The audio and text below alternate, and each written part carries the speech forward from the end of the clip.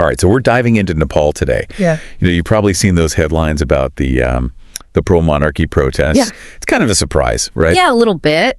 Yeah. And we've got this document that outlines what's going on. How are people reacting to this? Right.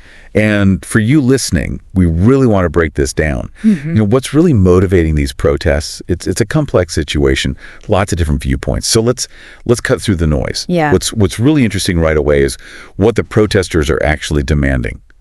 And this document lays it out. Absolutely. They want to return to a constitutional monarchy and for Nepal to be reestablished as a Hindu nation. And this is key. They're specifically referencing the 1991 Constitution. So this isn't just some vague nostalgia. They want a very specific system back. It's interesting, isn't it? Yeah. So for everyone out there, when we talk about a constitutional monarchy, what does that mean?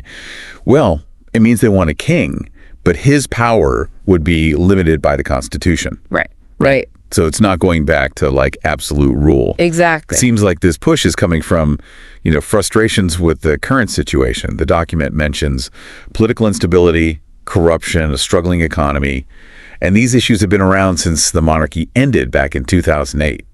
So they're drawing a direct line between these problems and the end of the monarchy. Yeah, I mean, we see that a lot in other countries too. Yeah. That have undergone these big shifts. Right. Is sometimes the stability and prosperity that people hope for don't really appear. Yeah. And then people start to look back at the way things were. They start to romanticize it a bit, even if that system had its own problems. Right. And the 1991 Constitution, Yeah. that's not a random choice. It represents a particular time in Nepal's history that they, it seems, want to get back though. Exactly. So who's behind all this? Who's actually organizing the protests? Yeah.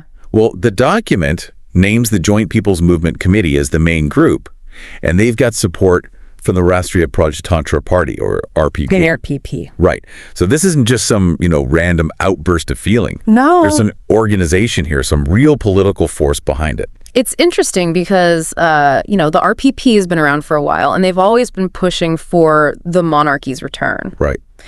So them being involved gives this whole thing a lot of weight, right? They can get people out there, they can mobilize folks. So how's the government responded to all of this?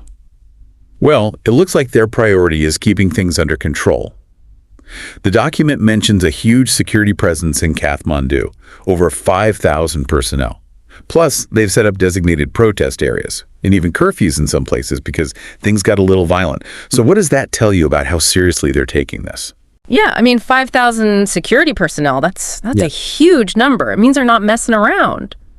Even if they haven't come out and said anything directly to the protesters, it shows you they're worried about things getting out of hand. Right. The curfews especially, that's significant.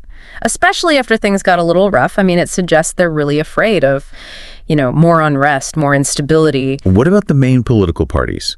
How are they reacting? The document mentions the Communist Party of Nepal, Maoist Center, and the Nepali Congress. They're both concerned, and they're really emphasizing that the republic needs to be protected. They even challenged the former king and his supporters to, work within the existing democratic system. Right. It's a pretty clear rejection of what the protesters are asking for, wouldn't you say?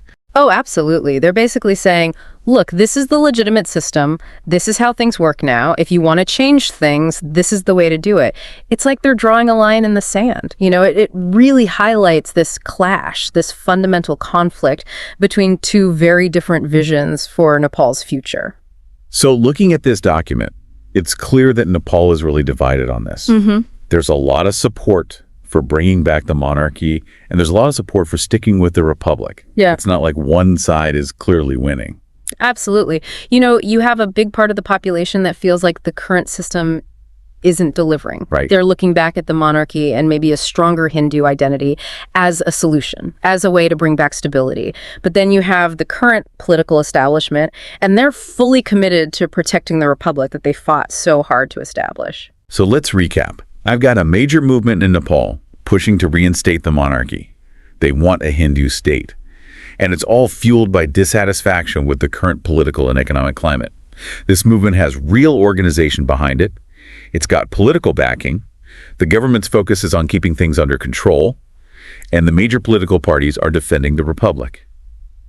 It all comes down to a nation grappling with two very different ideas about its identity and how it should be governed. You know, it makes you think. When a country has such drastically different ideas about who it is and how it should run, what does that mean for its future? You know, can it be stable in the long term? And why do these historical systems, like a monarchy, still have such a hold on people even after they've been done away with? It's really fascinating. It's history, identity, current events, all tangled up together. It really is. It's a lot to think about. Thanks for diving into this with me. It's been really interesting. Absolutely. Until next time. Yeah, until next time.